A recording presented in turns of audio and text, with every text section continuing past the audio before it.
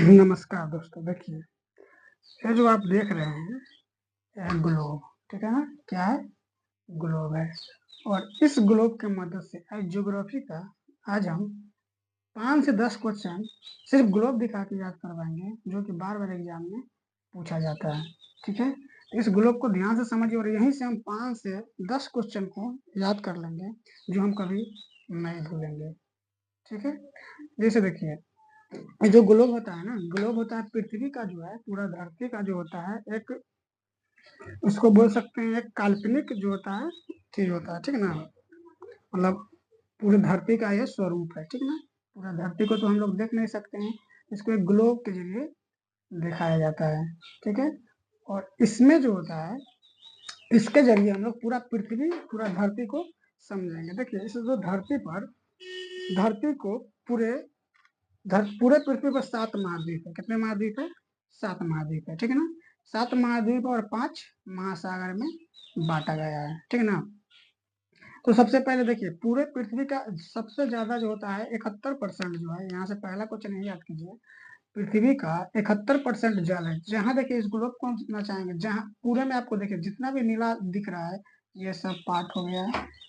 ये सब जो है, देखिए ये सब क्या है? जल ही जल है। पृथ्वी पर 71% जो है सिर्फ हमको जल मिलता है। ये देखिए, ये देखिए, ये पूरा पार्ट जो है, पूरा क्या है? जल, पूरा एक हिस्सा जल ही है। इधर देखिए, ये भी जल है। तो पृथ्वी का कितना प्रतिशत भाग पर जल है? 71%, ठीक है ना? पूरे पृथ्वी पर जल ही जल है, ठीक है ना? उसके बाद देखिए, इस जल का जो, इस पूरे जल को जो है ना, 5 महासागर में बांटा गया है। मतलब पृथ्वी पर महासागर की बात किया जाए, कितने महासागर है? 5 महासागर है, ठीक है ना? इसमें सबसे बड़ा महासागर है प्रशांत महासागर, यहाँ पर लोकेटेड है। देखिए यहाँ पे है ना, पैसिफिक ओशियन, इसको कहते हैं प्रशांत महासागर। ये जो है सबसे बड़ा महासागर। देखिए पूरा हिस्सा में जो है, यहाँ पे नॉर्थ पैसिफिक है, इधर होगा साउथ पैसिफिक। मतलब पूरा हिस्सा में जो है ये प्रशांत महासागर है, ठीक है? उसके बाद है आपका अटलांटिक महासागर। ये देखिए, ये है आपका अटलांटिक महासागर। उसके बाद है आपका, यहाँ पे देखिए, इंडियन ओशन, हिंद महासागर, ठीक है? और यहाँ पे ध्रुव के पास ऊपर में होगा आर्कटिक ओशियन, ठीक है ना? यहाँ पे होगा आर्कटिक ओशियन, ठीक? तो ये था आपका महासागर। और इसी प्रकार से पूरे धरती पर जो भूभाग है, 29% भाग जो है वो भूभाग है, जहाँ पे इंसान रहता है, ठीक है ना? तो 29% भाग वो क्या है? भूभाग है। उसी 29% में भी जंगल है, पहाड़ है, ये सब है, ठीक है ना? तो देखिए, तो सबसे बड़ा महाद्वीप जो होता है, 7 महाद्वीप में एशिया महाद्वीप है। देखिए ये जो है पूरा एरिया, ये सब एशिया महाद्वीप का है, ठीक है ना? एशिया महाद्वीप हो गया। उसके बाद आपका कौन हो जाएगा? इधर देखिए, अफ्रीका हो गया, यूरोप हो गया, अमेरिका हो गया, ठीक? इधर आइए, ऑस्ट्रेलिया हो गया। उसके बाद हो जाएगा आपका ये एशिया हो गया, यूरोप महाद्वीप हो ही गया। ये सब है हमारे महाद्वीप, ठीक है ना? यहाँ पे देखिए उत्तरी अमेरिका, और यहाँ पे है आपका दक्षिणी अमेरिका, ठीक है? ये सब महाद्वीप। अब देखिए, पूरे धरती को ना 2 भागों में बांटा गया है, ठीक है ना? अगर मान लीजिए कि अगर हम अक्षांश का बात किए, तो जो ये जो लेटा हुआ रेखा है, ये अक्षांश रेखा है, ठीक है ना? इस तरह का जो लाइन आपको दिख रहा है, दिखता हुआ, देखिए ये जो लाइन इस तरह से है, ये वाला लाइन, ये जो लाइन है, ये जो लाइन है, एक ऐसा है अक्षांशीय लाइन, इसको बोला जाता है, ठीक है ना? इसको क्या बोला जाता है?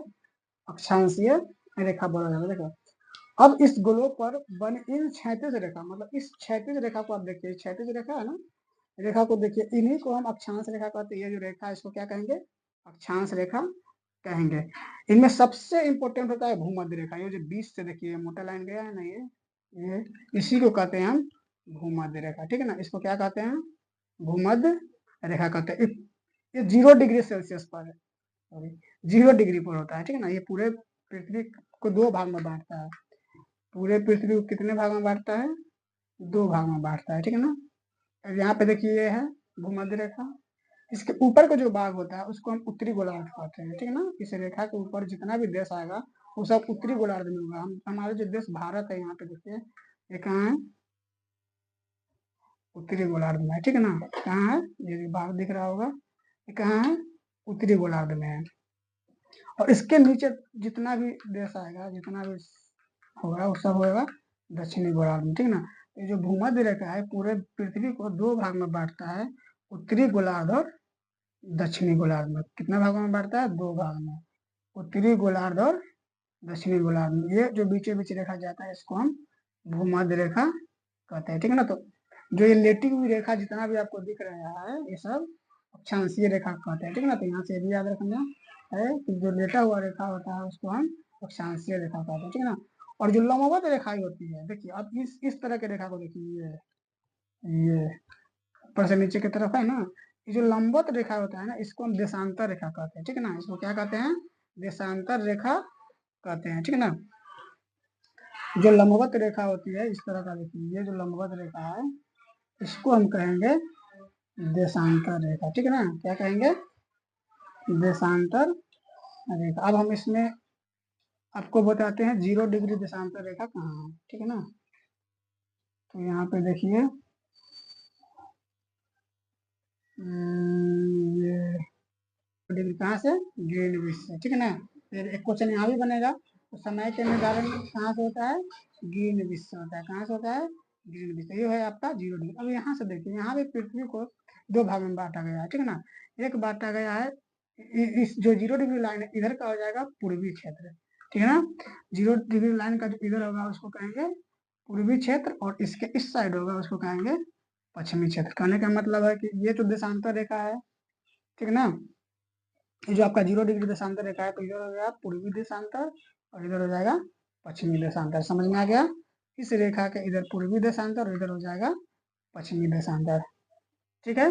अब देखिए ये जो ग्रीन जो है वो बढ़ेगा, घटेगा नहीं, मतलब पूरब के समय जाने पर समय बढ़ेगा।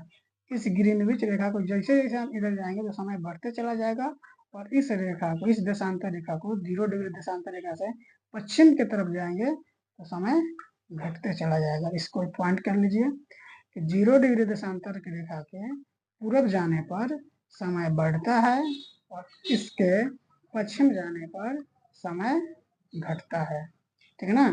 इसके पूरब जाने पर समय बढ़ता है और पश्चिम जाने पर समय घटता है। देखिए पृथ्वी जो होता है ना पूरा गोल नहीं है, ठीक है ना। ये पूरा गोल नहीं है और ना तो ये सीधा है, ये अपने अक्ष पर झुका हुआ है। देखिए ग्लोब की सहायता से इसको देखिए क्या है, यहाँ पे झुका हुआ है ना, और यहाँ पे इसका जो ऊपर वाला भाग है ये इसको कहते हैं उत्तरी ध्रुव, और ये जो नीचा है इसको कहते हैं दक्षिणी ध्रुव, ठीक है ना।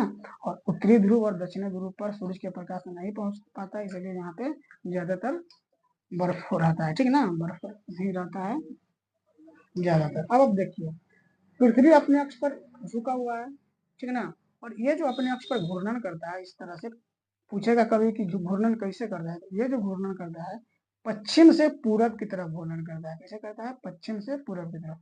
पृथ्वी किस दिशा में घूर्णन करता है, पश्चिम से पूरब की तरह जो है घूर्णन करता है। पश्चिम, यहाँ भी ये क्वेश्चन बनेगा पृथ्वी किस तरह से घूमता है, जब पश्चिम से पूरब की तरफ जो है ये घूमता है। देखो अब पृथ्वी अपने अक्ष पर जो घूमता है ना, इसके वजह से दिन और रात होता है, ठीक है ना। पृथ्वी अपने अक्ष पर घूमता है, इसके वजह से क्या होता है, दिन और रात होता है। दिन रात कैसे होगा, जैसे मान लीजिए यहाँ पे अभी इंडिया है, यहाँ पे अगर सूरज के प्रकाश है, यहाँ पे दिन है, और धीरे धीरे पृथ्वी अपने अक्ष पर घूमते घूमते घूमते घूमते जाएगा, तो वैसे वैसे यहाँ पे शाम होता जाएगा, और जिधर ये आते जाएगा उधर सुबह होता जाएगा, ठीक है ना।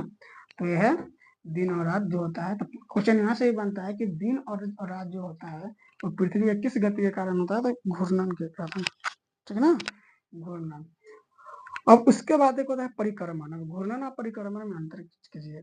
पृथ्वी खुद के अक्ष पे अगर ये इससे पश्चिम से पूरब की तरफ घूम रहा है तो ये हो जाएगा इसका घूर्णन, जिसकी वजह से दिन और रात। लेकिन यही पूरा पृथ्वी इस तरह से चक्कर लगाएगा सूरज के चारों ओर, तो इसको हम क्या कहेंगे, परिक्रमण कहेंगे। क्या है, कहेंगे परिक्रमण। और पृथ्वी जो होता है एक परिक्रमा लगाने में सूरज का इसको लगता है 365 दिन और 6 घंटा, ठीक है ना। तो पृथ्वी का सूरज की एक परिक्रमा लगाने में कितना समय लगता है? 365 दिन और 6 घंटा। और पृथ्वी के परिक्रमण से ऋतु परिवर्तन होता है, जैसे बरसात, सर्दी, गर्मी होता है ना, ये परिक्रमण के कारण होता है। तो यहाँ से क्वेश्चन दो बना। एक बना कि घूर्णन की वजह से दिन क्या होता है? दिन और रात होता है। दूसरा बना कि परिक्रमण के कारण क्या होता है? तो पृथ्वी के परिक्रमण के कारण ऋतु परिवर्तन होते हैं, ठीक ना, जैसे गर्मी, बरसात, जाड़ा, ये सब होता है इसके घूर्णन की वजह से, ठीक ना। तो एक घूर्णन में कितना समय लगता है? 365 दिन 6 घंटा, ठीक ना। सॉरी, परिक्रमण में लगता है 365 दिन 6 घंटा, और घूर्णन में लगता है 24 घंटा, ठीक है। यह है आपका पृथ्वी के संरचना। इसमें 5 महासागर, 7 महाद्वीप और में ये बटा हुआ है, ठीक ना। और इसमें देखिए अपना भारत जो है यहाँ लोकेटेड दिख रहा है। यहाँ पे देखिए इसके नीचे है इंडियन ओशियन, ठीक है ना, हिंद महासागर है। 3 तरफ से जल से भी घिरा हुआ है, इसलिए इसको प्रायद्वीप कहते हैं, ठीक है ना। ये दक्षिण का क्षेत्र देखिए 3 तरफ से जल से घिरा हुआ है, इसलिए प्रायद्वीपीय भारत कहा जाता है इसको, ठीक है। तो ये था ग्लोब का बेसिक जानकारी, ठीक है ना। जय हिंद।